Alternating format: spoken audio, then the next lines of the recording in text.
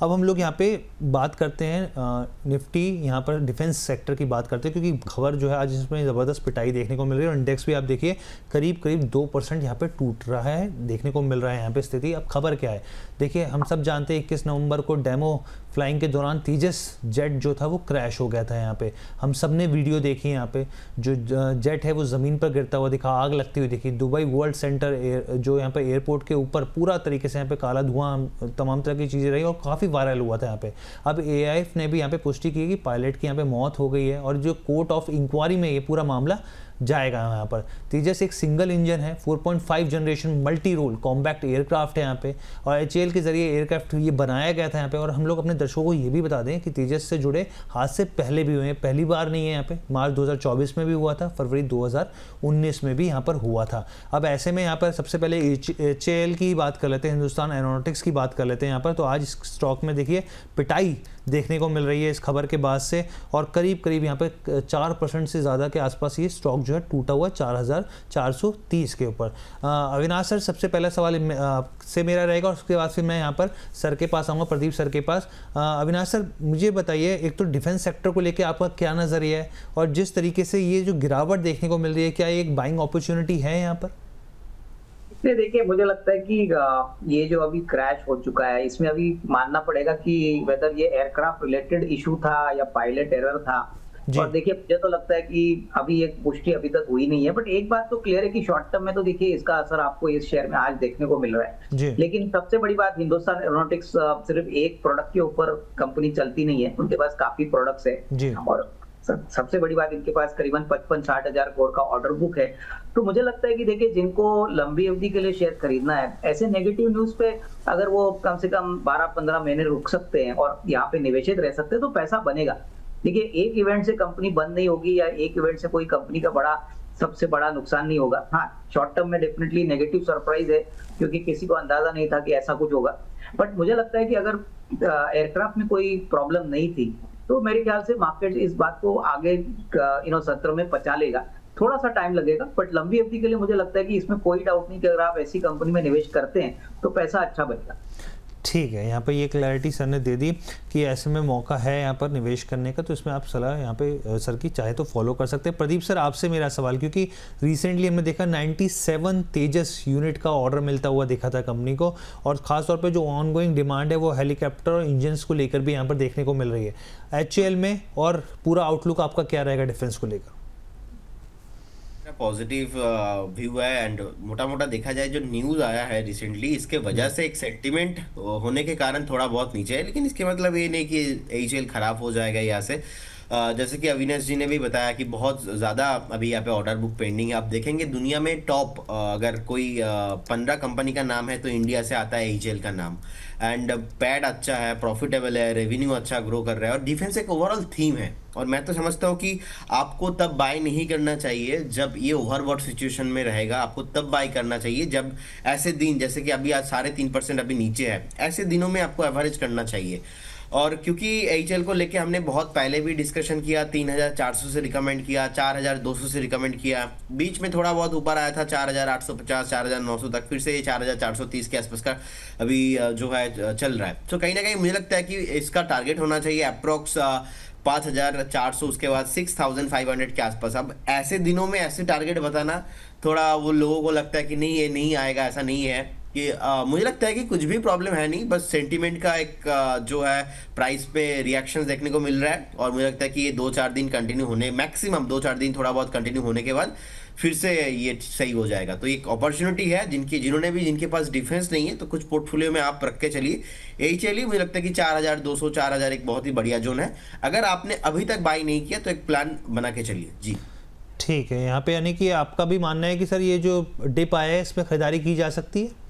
हाँ, obviously news के वजह से कुछ प्रॉब्लम नहीं होगा, न्यूज़ की वजह से आजकल में प्रॉब्लम होगा, लॉन्ग टर्म में प्रॉब्लम नहीं होगा। ठीक है, वैसे प्रदीप सर, दर्शक जो है वो वेट कर रहे हैं आपकी कॉल का, मैसेज आ रहे हैं, तो आप सजेस्ट कीजिए कि जैसे ही आए कुछ तो बताइएगा, हम लोग अपने दर्शकों के साथ साझा करेंगे।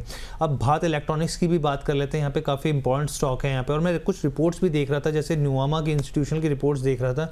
डिफेंस सेक्टर ओवरऑल की भी बात की जाए तो करीब 10 लाख करोड़ के आसपास की order pipeline overall Bharat defence sector की बात करें यहाँ पर तो।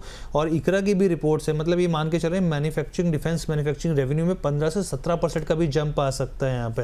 तो अविनाश सर, मैं आपके पास चलता हूँ सर। भारत इलेक्ट्रॉनिक्स के ऊपर सर आपका क्या व्यू है यहाँ पर, क्योंकि कंपनी को हम लोग देख रहे थे यहाँ पर 871 करोड़ के आसपास के ऑर्डर जो है मैं लास्ट देख रहा था वो मिलते हुए दिखे थे क्वार्टरली ग्रोथ के हिसाब से। आप कैसे देख रहे हैं, क्या आपको लग रहा है कि 500 के भाव भी जल्दी देखने को मिल सकते हैं इसमें? नहीं, मेरे ख्याल से देखिए लंबी अवधि के लिए भारत इलेक्ट्रॉनिक्स एक काफी अच्छा विकल्प है। देखिए डिफेंस का मेजर प्लेयर है, एवियोनिक्स में और इलेक्ट्रॉनिक्स में ये काफी बड़े एक्सपोजर रखते हैं।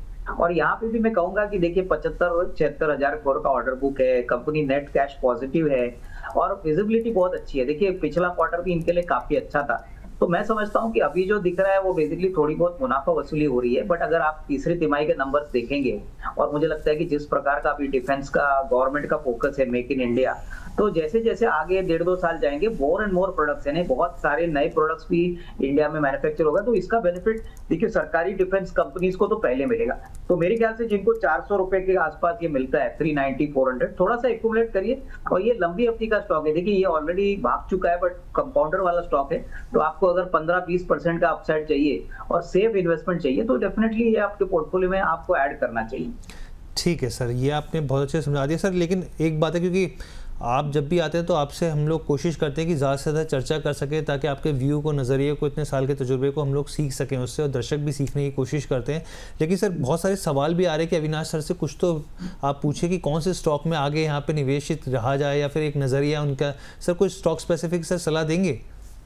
हाँ बिल्कुल जी सर, मतलब आपके हिसाब से जो आपको पसंद आ रहा हो स्टॉक सर। देखिए मुझे लगता है कि अभी जो दिग्गज कंपनी है जैसे इंडियन होटल्स है, देखिए दूसरी तिमाही थोड़ी सी कमजोर थी, जो नॉर्मली एक वीक क्वार्टर माना जाता है। अभी 735-36 का रेट चल रहा है। मुझे लगता है कि यहाँ पे अगर कोई निवेश करता है तो साल भर में 875-900 का टारगेट प्राइस मिल सकता है। बहुत ही सेफ काउंटर है। और जैसे मैंने कहा कि होटल कंपनीज का सीजन अक्टूबर टू मार्च चालू हो जाता है, तो इनके लिए बहुत अच्छा है। ज्योग्राफिकली भी ये सबसे बड़े हैं। और दूसरा मैं कहूंगा कि देखिए लार्ज कैप में महिंद्रा एंड महिंद्रा, देखिए ये एक ऐसी कंपनी है जो अभी रिसेंटली इन्होंने एक एनालिस्ट भी किया था, तो वहां पे उन्होंने कहा है कि 2030 तक उनका ग्रोथ बहुत ही बढ़िया रहेगा, बहुत नए प्रोडक्ट्स आएंगे, इलेक्ट्रिक व्हीकल के ऊपर उनका फोकस है। तो M&M मुझे लगता है कि इवन करंट लेवल पे कोई पोर्टफोलियो के पॉइंट ऑफ व्यू से लेता है तो करीबन 4050-4100 का लेवल पॉसिबल लग रहा है। तो M&M हर्ष ऑल्सो दूसरा स्टॉक है जो आपके पोर्टफोलियो में होना चाहिए, क्योंकि कहीं ना कहीं मुझे लगता है कंपेयर टू टाटा मोटर्स या अशोक लेलैंड जो लार्जली सीवी और पैसेंजर कार के ऊपर फोकस्ड है, यहाँ पे तो ट्रैक्टर है, यहाँ पे यूटिलिटी व्हीकल है, इलेक्ट्रिक व्हीकल की जो गाड़ी उन्होंने लॉन्च की है, यहाँ पे तो अभी भी वेटिंग लिस्ट काफी बड़ी है। तो यहाँ पे करीबन 4050-4100 का लेवल हमको लगता है कि अगले 12 से 18 महीने में आएगा। तो यहाँ पे भी एक अच्छा निवेश का मौका बन सकता है। तो अभी फिलहाल बाजार की जो स्थिति है इसमें हमको लगता है कि ये दो बड़े दिग्गज जो है यहाँ पे निवेश का एक मौका बन सकता है। ठीक है sir, thank you so much sir. एक तो महिंद्रा एंड महिंद्रा आपने पहला बताया और दूसरा आपने इंडियन होटल बताया, और मैं जहाँ तक मैं करेक्ट हूँ सर, मुझे करेक्ट कीजिएगा अगर मैं गलत हूँ, तो मतलब 9 से 10 क्वार्टर तक लगातार M&M का जो एबिटा है वो डबल डिजिट में देखने को मिला है। काफ़ी पॉजिटिव चीज़ें होती हैं जहाँ पर जो निवेशक है वो ध्यान दे सकते हैं। Thank you so much sir, बहुत बहुत धन्यवाद, आपने अपना कीमती समय हमें दिया। और सर जाने से पहले एक बार डिस्क्लेमर भी प्लीज़ शेयर कर दीजिए। हर्ष, हमने जो भी स्टॉक्स आज आपके शो पे बताइए, हो सकता है हमारे क्लाइंटों को हमने ये स्टॉक्स बताए, मेरी पर्सनल कोई भी होल्डिंग इन स्टॉक्स में नहीं है। ठीक है सर, बहुत बहुत धन्यवाद सर हमारे साथ जुड़ने के लिए। चलिए अब हम लोग आगे बढ़ते हैं यहाँ पे, और बहुत सारे सवाल हैं वो भी लेंगे। प्रदीप सर के पास चलते हैं। Sir garden reach ship builders, sir आपका क्या नज़रिया है यहाँ पर? और करीब 25,000 करोड़ के आसपास का यहाँ पर जो है, पीछे हमने देखा कि एक मेगा ऑर्डर जो है वो मिलता हुआ दिखा, L1 बिडर के तौर पे कंपनी चुनी गई यहाँ पर, और पीछे हमने देखा थोड़ा दबाव भी दिखा स्टॉक में। गार्डन रीच शिप बिल्डर में क्या करना चाहिए? देखिए ट्रेंड इसका पॉजिटिव है, कुछ प्रॉब्लम है नहीं, बस थोड़ा बहुत करेक्शंस देखने को मिल रहा है। ओवरऑल डिफेंस में एक करेक्शंस देखने को मिल रहा है। जिनके पास पोजीशन है मिड टर्म के लिए, शॉर्ट टर्म के लिए बिल्कुल बने रहिए। मुझे लगता है कि अगेन ये आपको 3200, 3250 एंड वो आपको प्राइस मिलेंगे। ओवरऑल आज पूरे सब डिफेंस में 3-4%, 5% का गिरावट देखने को मिल रहा है। बस वही साइड इफेक्ट है, कुछ भी प्रॉब्लम नहीं, जिनके पास है बने रहिए। बिल्कुल सर, सेंटिमेंट्स यही होते हैं सीधा। आप देखिए एक अच्छी रौनक जब तमाम तरह के स्टॉक्स में, डिफेंस में अगर एक खबर आती है, ट्रिगर आता है, तो सारे स्टॉक्स एक साथ बढ़ते हैं। और गिरावट तो इतना भाईचारा हो गया कि गिरावट भी एक साथ ही होती है यहाँ पर, वो एक सेंटिमेंट्स क्रिएट हो जाते हैं यहाँ पर। जैसे प्रदीप सर और रचित सर के विचार जो हैं बहुत हद तक मिल जाते हैं यहाँ पर तमाम चीज़ों के, तो वो चीज़ भी यहाँ पर देखने को मिल जाती है। सर भारत डायनामिक्स सर आज इसकी भी पिटाई हो रखी है, करीब 2% के आसपास इसमें भी दबाव देखने को मिल रहा है यहाँ पर। जो मैं देख रहा था इसका अर्निंग पर शेयर जो है करीब 15 के आसपास है यहाँ पर, और डिविडेंड यील्ड जो है 0.30% के आसपास। कैसे देख रहे हैं सर इसको? देखिए मुझे लगता है कि जिनके पास पोजीशन है उनको बने रहना चाहिए, अभी तो बेचना नहीं चाहिए। और आज इस गिरावट पे तो बिल्कुल बेचना नहीं चाहिए, क्योंकि आज बेचेंगे आपका अल्टीमेटली मोटा मोटा लॉस होने वाला है। सो अभी 1486 के आसपास का प्राइस है, एक सपोर्ट है ऑलमोस्ट। सपोर्ट जो मैं देख पा रहा हूँ वो बेसिकली है 1380 1375 के आसपास, यहाँ से भी ऑलमोस्ट 100 पॉइंट नीचे एक स्ट्रॉन्ग सपोर्ट है। आई डोंट थिंक ये स्ट्रॉन्ग सपोर्ट ब्रेक करने वाला है, तो जिनके पास पोजीशन है बने रहिए। स्टॉक एक्चुअल में मुझे लगता है कि जैसे ही फिर से 1580 एंड 1600 इस लेवल को क्रॉस करके ऊपर आएगा, फिर से आपको आने वाला दिनों में 1950 एंड 2000 के आसपास भी प्राइस मिल सकता है। तो डेफिनेटली बने रहिए, कुछ प्रॉब्लम नहीं है। अच्छा, कोई प्रॉब्लम नहीं है यहाँ पर, ठीक है। सर ने यहाँ पे क्लैरिटी दी। भारत डायनामिक्स के ऊपर हमने बात कर ली। यहाँ पर अब डाटा पैटर्न के ऊपर बात कर रहे हैं सर, क्योंकि मैं यहाँ पे लगातार ब्रोकरेज रिपोर्ट देखते रहता हूँ, तो फिलिप्स कैपिटल की भी एक रिपोर्ट आई थी और उन्होंने 3400 के आसपास के यहाँ पे के लक्ष्य यहाँ पर दिए थे। और बेसिकली देखिए हम लोग चीज़ें जो डाटा पैटर्न की बात करें यहाँ पर, तो रडार और सब सिस्टम्स को लेकर महारथी कंपनी है यहाँ पर, और बहुत ही लॉन्ग टर्म के हिसाब से यहाँ पर हम लोग देखते हैं कि 5-5 साल के, 4-4 साल के लंबे इनको ऑर्डर्स भी मिलते हुए दिखते हैं। सर डाटा पैटर्न में क्या रहेगा, प्राइवेट सेक्टर की कंपनी, क्या सलाह रहेगी सर? देखिए चार्ट में ना एक डबल टॉप फॉर्मेशन हुआ है ऑलमोस्ट रिसेंटली, 3200 के आसपास भी तो आया था, तो वहाँ से थोड़ा बहुत नीचे आ रहा है। हो सकता है कि एक बार ना अगेन आपको 2650 2700 का भाव भी मिल जाए, लेकिन मैं बोलूँगा मैं बेचूंगा नहीं। Overall data pattern BDL BEL AGL मैं भी नहीं बेचूंगा। मुझे लगता है कि पोर्टफोलियो में रखने जैसे स्टॉक्स है, बस सेंटीमेंट के कारण नीचे आ रहा है। अभी 2974 का प्राइस है, आपको प्राइस एक बार 2750 तक 2680 तक मिल सकता है, लेकिन कुछ भी प्रॉब्लम नहीं है, बने रहिए। ठीक है, कुछ भी प्रॉब्लम नहीं है, यहाँ पे बने रहने की सलाह रहेगी।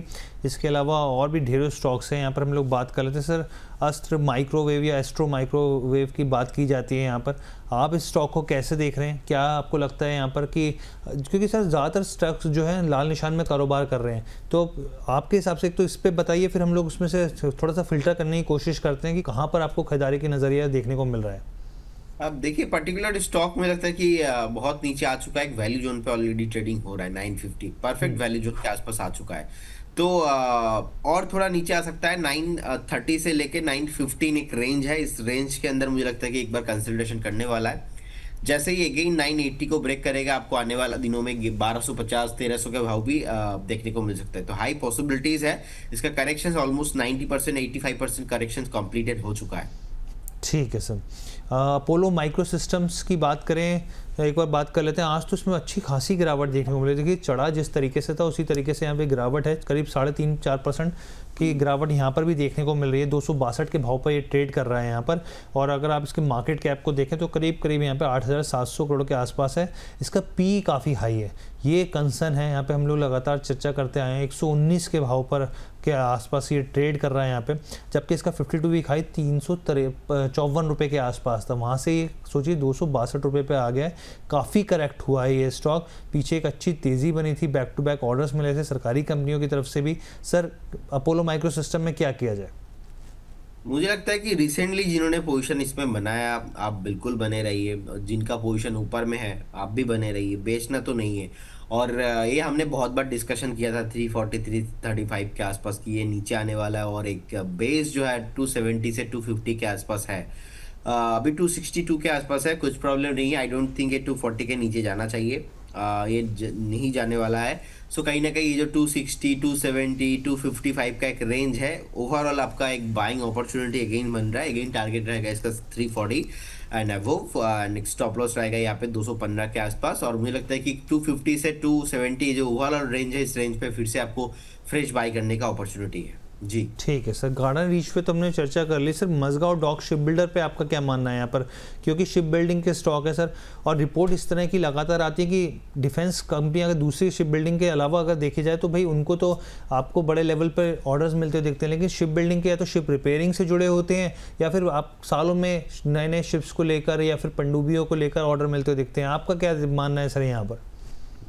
देखिए मुझे लगता है कि 2711 के आसपास का प्राइस अभी चल रहा है। 2550 एक स्टॉप लॉस मेंटेन कीजिए और बने रहिए जब तक इसके ऊपर है, कुछ भी प्रॉब्लम नहीं है, क्योंकि ओवरऑल देखा जाए 2023 जब से इसका मेन जो रैली 2022-2023 जब से रैली मेनली स्टार्ट हुआ था तब से कभी भी अपना वीकली जो एक एवरेज मूविंग प्राइस है उसके नीचे क्लोजिंग नहीं दिया है। क्या कुछ भी प्रॉब्लम हो जाए, इतना ऊपर जाता है नीचे आता है, तो अभी का जो एक प्राइस निकल के आ रहा है 2550 के आसपास आप एक स्टॉप लॉस एंड बने रहिए, कोई प्रॉब्लम नहीं। ठीक है। इसी बीच अगर हम लोग बाजारों को देखें यहाँ पर तो देखिए एक हल्की सी बढ़त बनाता हुआ यहाँ पे निफ्टी देखने को मिल रहा है। 68 पॉइंट की तेज़ी यहाँ दिख रही है, यहाँ पे 1/4 तेज़ी देखने को मिल रही है। कोशिश कर रहा है पिछले हफ्ते के हम लोग देखें तो 26,146 के यहाँ पे जो हाई बनाता हुआ दिखा था उसको आगे निकलेगा नहीं निकलेगा ये समझेंगे। 136 के भाव पर यहाँ पर आ गया 26,136। और लेकिन देखिए दूसरी तरफ से यहाँ पर स्ट्रेंथ मिलती हुई दिख रही है, आईटी से तो मिल रही है, निफ्टी बैंक से भी मिल रही है। अब यहाँ पर करीब यहाँ पे 400 पॉइंट के आसपास की तेज़ी, आधे प्रतिशत से ज़्यादा की तेज़ी निफ्टी बैंक की तरफ से भी यहाँ पर निफ्टी, अगर आप फिर निफ्टी की बात करें तो वहाँ पर भी एक हल्की से आधे प्रतिशत की तेज़ी है। तो ये जो है यहाँ पर बाज़ार जो है हल्की सी स्ट्रेंथ दिखा रहा है। अब वो देखेंगे कि आगे कंटिन्यू रहती है कि नहीं रहती है, लेकिन फिलहाल के लिए तो यहाँ पे स्थिति जो है हल्का जो है एक रेंज बाउंड में स्थिति दिख रही है। आप सर मिश्र धातु की क्या किया जाए सर मिश्र धातु में यहाँ पर, क्योंकि ये स्टॉक भी जुड़ा हुआ है इस सेक्टर से यहाँ पर, और इसमें भी करीब 3.5% के आसपास के, हालांकि देखिए मेटल से जुड़ी चीज़ें हैं लेकिन इसके बहुत सारी जो चीज़ें हैं वो डिफेंस सेक्टर से इस्तेमाल की जाती हैं और उसी सेक्टर से मैन्युफैक्चरिंग से, टाइटेनियम से, तमाम तरह की चीज़ें इससे जुड़ी हुई हैं। क्या आपकी क्या सलाह रहेगी यहाँ पे? इसका चार्ट थोड़ा बिगड़ा हुआ लगता है, क्योंकि अभी देखिए अभी मैंने डिफेंस को लेके इतना बात किया, मैं कोई भी स्टॉक पे मैंने बताया नहीं कि आप एग्जिट करके निकल जाइए, क्योंकि ये हमें पता है कि ओवरऑल एक सेंटीमेंट का रिएक्शन है और कुछ भी प्रॉब्लम अभी तक तो नहीं है और कुछ वैल्यूएशंस को लेके कंसर्न था। तो मोटा मोटा जब भी सेलिंग प्रेशर आता है तो एक तरफा पूरे स्टॉक्स में देखने को मिलता है, लेकिन पर्टिकुलर स्टॉक्स में एक बार मुझे लगता है कि 375 380 से इतना तेजी के साथ नीचे आ रहा है। अभी भी बेस दूर दूर तक नहीं है, बेस है 268 में। मुझे लगता है कि आपको एक बार करेंट जोन से एग्जिट करके निकल जाना चाहिए और फ्रेश पोजीशन नहीं रखना चाहिए मिश्र धातु निगम में। जी, मिश्र धातु निगम में फ्रेश पोजीशन नहीं रखनी चाहिए। सर आप दिल्ली में हैं या निकल गए, घर वापस हो गए?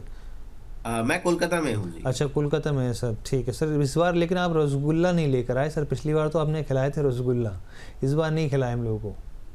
सर लास्ट टाइम बहुत मेहनत करके लेके आया था क्योंकि फ्लाइट में अलाउड नहीं है जी, तो बहुत वहाँ पे जो है मैनेज करके लेके आना पड़ा था। तो डेफिनेटली नेक्स्ट टाइम जो आएंगे लेके आएंगे, और आप भी आइए कोलकाता जी। सर पक्का पक्का हम लोग आएंगे सर, जब मौका मिलेगा ज़रूर आएंगे सर जल्दी। कुछ दर्शकों के भी 1-2 सवाल ले लेते हैं सर, यहाँ पे लगातार सवाल आ रहे हैं यहाँ पे। और एक दर्शक हैं कह रहे हैं, उन्होंने बेसिकली रचित जी के जो यहाँ पे कॉल था वो सुना था यहाँ पे श्नाइडर इलेक्ट्रिकल के ऊपर 897 के भाव पर शायद इन्होंने खरीदारी कर रखी है। कह रहे हैं कि क्या किया जाए, एवरेज करें या नहीं? ओके, कितना प्राइस पे उन्होंने बाय किया? सर कह रहे हैं रचित सर की कॉल थी श्नाइडर इलेक्ट्रिकल पर, कहाँ एवरेज करें, उन्होंने 897 के भाव पे खरीदारी की थी। ओके, देखिए ओवरऑल जितने भी स्टॉक्स है मैक्सिमम स्टॉक्स में देखेंगे तेजी के साथ गिरावट देखने को मिल रहा है। अभी दूर दूर तक इस स्टॉक्स में भी सपोर्ट नहीं है। मुझे लगता है कि एक बार आपको 630 620 तक देखने को मिल सकता है। अब उन लोगों के लिए थोड़ा बहुत मुश्किल हो जाता है कि बाई करने के बाद ही वो सोचते हैं कि अरे ये तो ऊपर आ जाएगा, ऐसा होता नहीं है। और मार्केट में आपको 20-25% का वॉलेटिलिटी ऑल टाइम देखने को मिलता ही है इजीली। तभी 728 के आसपास का प्राइस चल रहा है। मुझे लगता है कि अगर आपको एवरेज करना है तो अभी नहीं, 600-620 के आसपास it will take maybe 2 week 3 week 4 weeks, 2 महीना लग सकता है, लेकिन आप बने रहिए स्टॉक के साथ। एंड अगर आपको एवरेज करना है तो आपको 610 से लेके 620 के आसपास उस रेंज पे करना है और फ्रेश बाई नहीं करना है। इसका मुझे लगता है कि रचित सर ने बताया था तो स्पेसिफिक रचित जी ने एक स्टॉप लॉस भी दिया था, तो आप पता नहीं उनका क्या स्टॉप लॉस है, लेकिन अगर उन्होंने कॉल दिया तो आई बिलीव कि उन्होंने स्टॉप लॉस भी दिया था, तो डेफिनेटली आप एक स्टॉप लॉस फॉलो कीजिए। मेरे हिसाब से इसमें ब्रेकडाउन आ चुका है और यहाँ से भी 100 पॉइंट नीचे आ सकता है जी। ठीक है, 100 पॉइंट नीचे आ सकता है यहाँ पे। और इसके अलावा यहाँ पर और भी बहुत सारे स्टॉक्स हैं। MTR टेक्नोलॉजीज़ में क्या किया जाए सर? MTR टेक्नोलॉजीज़ में देखिए MTR टेक्नोलॉजीज पे एक कंटिन्यूअसली बाइंग देखने को मिला था, प्रेशर है। जिनके पास अभी भी स्टॉक है, मैं बोलूँगा अगर आपका शॉर्ट टर्म व्यू है, 1 हफ्ते के लिए आपने लिया था, 2 हफ्ते के लिए था, तो एक बार प्रॉफिट बुक करके निकल जाइए, क्योंकि ओवरऑल आप देखेंगे एक रेसिस्टेंस है। और मुझे लगता है आई डोंट थिंक कि MTR टेक्नोलॉजी इमीडिएटली लेवल पे ऊपर आने वाला है। ये पहले ऊपर जाने से पहले एक बार हो सकता है कि 2350 2300 का जोन दिखा दे, उसके बाद ये भागेगा। तो अगर वो देखने के लिए आप रेडी हो, आप बने रहिए। मेरा तो टारगेट है एटलीस्ट 3400 3500 तक। मुझे लगता है कि वैल्यू इन्वेस्टिंग अगर किसी ने किया है तो वहाँ पे बेचना चाहिए। लेकिन होता क्या है, अभी 2588 का प्राइस चल रहा है, और अगर आप उतना सह नहीं सकते हो 2300 तक देखने का, तो फिर आप यहाँ पे एक बार एग्जिट करके निकल जाइए, बाद में बाय कर लेना। और अदरवाइज आप बने रह सकते हो मिड टर्म के लिए, लॉन्ग टर्म के लिए कुछ प्रॉब्लम नहीं है। 3400 3500 ऑन द वे। तो दोनों तरह का व्यू है। शॉर्ट टर्म वालों के लिए आपको थोड़ा प्राइस नीचे आते हुए दिखेंगे, और मिड टर्म वालों के लिए आप बने रहिए। आप इस मतलब बीच में मत रहिए कि बाय करेंगे फिर से एग्जिट करेंगे, उसमें टाइम नहीं हो पाता है एडजस्ट ठीक ठाक प्रॉपर्ली। आप बने रहिए। अच्छा सर, आइडिया फोर्ज में क्या किया जाए, क्योंकि ये भी उसी थीम पर आता है और हम लोग नंबर्स देख रहे हैं सर, लगातार नंबर्स जो हैं वो सुधरते हुए दिख नहीं रहे हैं। रिजल्ट्स Q2 के आए और उसके बाद स्टॉक की बहुत पिटाई हुई। हालांकि पीछे जो है सरकार की तरफ से अभी 1-2 हफ्ते पहले की बात है, ऑर्डर मिलते हुए दिखे, जिसके वजह से स्टॉक में एक तेज़ी बनी। लेकिन सर आप सोचिए कि जिन निवेशकों ने 1100 के भाव पर ख़रीदारी करी, 800 के भाव पर ख़रीदारी करी, वहाँ से आप देखिए किस लेवल पर आके खड़ा हो गया। क्या करना चाहिए? देखिए मुझे लगता है कि आइडिया फोर्स अभी पोर्टफोलियो में रखना नहीं चाहिए। शॉर्ट टर्म में ठीक ठाक है, आप कोई अब ट्रेड कर रहे हो तो ठीक है। ओवरऑल देखा जाए, इंडिया पाकिस्तान का जो वॉर टाइम हुआ था, उस टाइम पे एक सेंटीमेंट बना था। पर्टिकुलर आइडिया फोर्स देखेंगे, ड्रोन में जो है कारोबार इनका है ज़्यादा। तो इंडिया पाकिस्तान का वॉर के टाइम पे, उस टाइम पे हमने देखा था कि एक बार स्टॉक 344 का डीप लगाया था। उस टाइम पे टॉप बना के आया था ऑलमोस्ट 672 के आसपास। तो उस टाइम पे लग रहा था कि चलो ये हो सकता है कि री रेटिंग हो जाए फिर से स्टॉक का। लेकिन अगेन उसके बाद देखा कंटिन्यूअसली जो है ट्रेंड खराब हो चुका है अभी। तो इसीलिए लॉन्ग टर्म मिड टर्म वालों के लिए तो बिल्कुल नहीं है। अगर किसी के पास पोजीशन है, आपको 450 का एक स्ट्रिक्टली स्टॉप लॉस के साथ बने रहना चाहिए।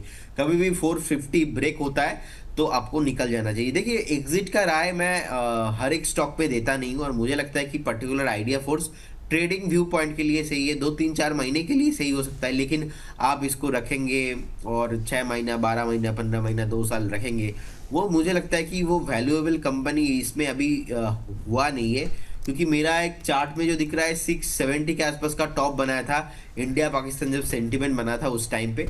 अभी अगर इसको ऊपर जाना है, सर्वाइव करना है, मल्टीप्लायर होना है, तो एट फर्स्ट इसको 670 के ऊपर जाके क्लोज देना पड़ेगा। तो प्राइस का अपने आप में साइकोलॉजी है, जो कि मुझे लगता है कि आइडिया फोर्स के साथ तो नहीं हो रहा है। सो कहीं ना कहीं 450 का एक स्ट्रिक्टली स्टॉप लॉस, कभी भी हिट होता है तो निकल जाइए और हर एक उछाल में बेचने का प्लान कीजिए।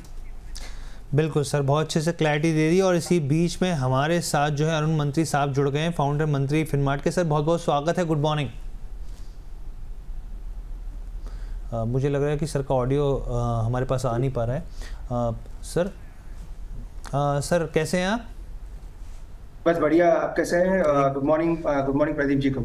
जी गुड मॉर्निंग सर, अब आवाज़ एकदम क्लियर क्रिस्प आ रही है एकदम। सबसे पहले सर मैं आपसे समझना चाहूँगा मार्केट्स को लेकर नज़रिया, और फिर मैं आपसे, क्योंकि हम लोग डिफेंस थीम पे बात कर रहे हैं, तो सबसे पहले सर मार्केट पे आपका क्या नज़रिया है? क्योंकि अब जो है निगाहें थक चुकी हैं देखते देखते हाई को लेकर, और निवेशक जो हैं वो परेशान है कि भाई हमारा पोर्टफोलियो क्यों नहीं बढ़ रहा है। भले ही यहाँ पर 5 स्टॉक 6 स्टॉक्स आप बड़े लार्ज कैप मान लीजिए, 1000 पॉइंट्स की रैली इन 6 स्टॉक्स ने खींचे, जिसमें रिलायंस हो गया, TCS हो गया, यहाँ पर दूसरे नाम हो गए, यहाँ पर इन्होंने बढ़त बनाते हुए दिखिए आप। लेकिन बाकी जो स्टॉक्स हैं, चाहे स्मॉल कैप हो मिड कैप हो, वो धीमापन चल रहा है यहाँ पर। क्या सलाह है सर, और क्या आपको लग रहा है कि स्मॉल कैप और मिड कैप कैसे यहाँ पे आगे बढ़त बन सकती है, इसमें कैसे रिएक्ट कर सकते हैं? देखिए हर्ष जी, मार्केट डेफिनेटली ऑल टाइम हाइस पे है, पर पोर्टफोलियोज में काफी बड़ी आप कह सकते हैं गिरावट ही देखने को मिली है। जितने भी फीडबैक मिले हैं, जो भी हम देखते हैं, जहाँ क्लाइंट्स के पोर्टफोलियो देखते हैं, या फिर जो भी हम रिकमेंडेशंस भी अगर आप देखें, रिकमेंडेशंस भी अगर आप देखते हैं तो हम देते हैं तो काफी स्टॉक्स में अगर रिवर्सल देखने को मिलता है, तभी भी मार्केट ऊपर जाता है तो भी स्टॉक्स में एक सेल ऑफ देखने को मिल रहा है। तो ये चीज अभी काफी दिनों से चल रही है। No doubt Nifty bank Nifty दोनों के स्ट्रक्चर पॉजिटिव है, पर पोर्टफोलियोज में वो उछाल देखने को नहीं मिला है। जिनके पास भी मिड कैप स्मॉल कैप्स है वो स्टॉक्स अभी भी नीचे नजर आ रहे हैं। तो ओवरऑल मेरा मार्केट पे व्यू पॉजिटिव है, और एक स्टॉप लॉस हमने डिफाइन किया है 25,800 का। 25,800 के ऊपर जब तक मार्केट है कोई दिक्कत नहीं है। निफ्टी में मुझे लग रहा है बाय ऑन डिप्स की स्ट्रेटेजी रहेगी। ट्रेड डील होगी नहीं होगी उसके ऊपर डिपेंड रहेगा कि मार्केट आने वाले दिन में कैसा रहेगा। पर ओवरऑल मुझे लग रहा है शॉर्ट टर्म ट्रेंड पॉजिटिव है, और 25,800 के ऊपर जब तक निफ्टी है, निफ्टी में कोई दिक्कत नहीं है। पर दिक्कत ज्यादा पोर्टफोलियोज में नजर आ रही है। क्लाइंट्स के रिटेलर्स के पोर्टफोलियो बड़े नहीं है। मार्केट जरूर ऑल टाइम हाइस पे है, पर पोर्टफोलियोज अभी भी काफी लोस के आसपास ही चल।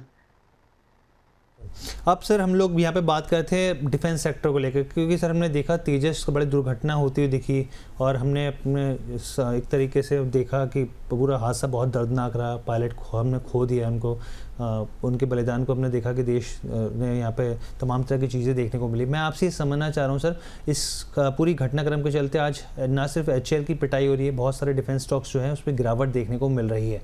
आपके हिसाब से ये जो गिरावट हो रही है, क्या ये बाइंग अपॉर्चुनिटी है यहाँ पर? और क्योंकि पीछे हमने देखा है यहाँ पर ये तेजस नेटवर्क की जगह पे हम लोग अगर यहाँ पर डिफेंस HCL और तमाम तरह के स्टॉक्स की अगर हम लोग बात कर रहे हैं, तो सर यहाँ पर आपके हिसाब से क्या मानना है यहाँ पे HCL की? तो और तेजस में जो था हमने देखा था कि 2 से 3 बार जो है हादसे हुए हैं, पहले भी होते हुए दिखे हैं। इस पूरे संदर्भ में आप कैसे देख रहे हो, डिफेंस स्टॉक्स को क्या करना चाहिए? देखिए हर्षित, जहाँ तक डिफेंस की बात है, 3 ही स्टॉक मैंने पहले भी कहा था, BEL, HAL और BDL, ये तीनों पे मेरा पॉजिटिव व्यू है। नो डाउट बड़ा दुखद हादसा था जो भी तेजस के साथ हुआ, या जो पायलट जो थे वो शहीद होते हुए नजर आए हैं। पर जहाँ तक स्टॉक की बात है या फिर सेक्टर की बात है, सेक्टर में से कोई दिक्कत नहीं है। काफी कंट्रीज में सब हादसे होते हैं, जरूर दुखद हादसे होते हैं। हमने हमारे जवान को भी खोया है, पर ये सेक्टर काफी पॉजिटिव है, ऐसे कोई नेगेटिविटी है नहीं। शॉर्ट टर्म में एक जरूर प्रेशर आएगा, क्योंकि एक्सपायरी नजदीक है, स्टॉक F&O में भी है, और एक बड़ा वोलेटाइल स्टॉक जरूर होता है। पर जो करेक्शन है मुझे लग रहा है 4300 4350 के पास रुकना चाहिए।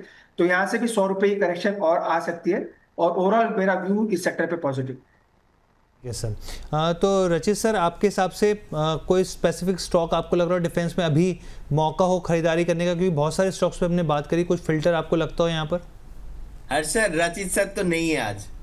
हाँ, रचित सर नहीं है यहाँ पर, सॉरी माफ कीजिएगा प्रदीप सर। लगता है सर विपुल जी की तरह आप भी थोड़ा बहुत सर ये सीट पे बैठते ही ना कुछ होता है, इस तरह का है। ओके सर, आपने मुझसे पूछा राइट? जी सर, प्रदीप सर आपसे पूछा, मैं माफी चाहता हूँ। अरे सर कोई प्रॉब्लम नहीं, हो जाता है। मतलब मैं तो वही देख रहा हूँ कि ये तो विपुल जी के साथ प्रॉब्लम हो रहा था। जी कभी मेरा नाम रचित जी के साथ, तो कई बार जैसा सर आपका रचित सर के साथ ट्रेनिंग होती है, तो मेरी भी विपुल सर के साथ कुछ चीजें ट्रेनिंग बैठ जाती हैं सर, तो उस तरह की चीजें हो जाती हैं।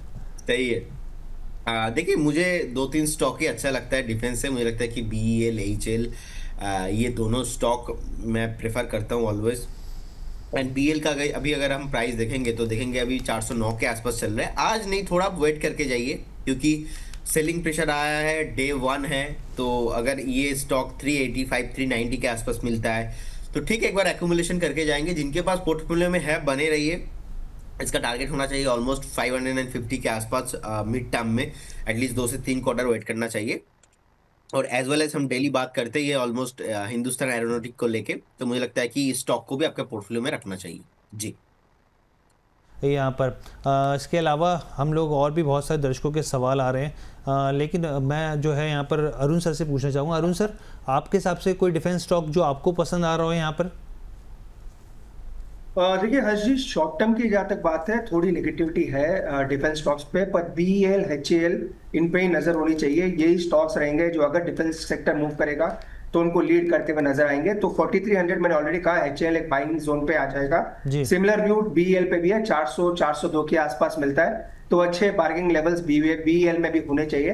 तो इन दोनों स्टॉक्स पे ही बाय ऑन डिप्स की सलाह रहेगी। BEL मेरे को लग रहा है 402-400 के आसपास एक सपोर्ट ले सकते।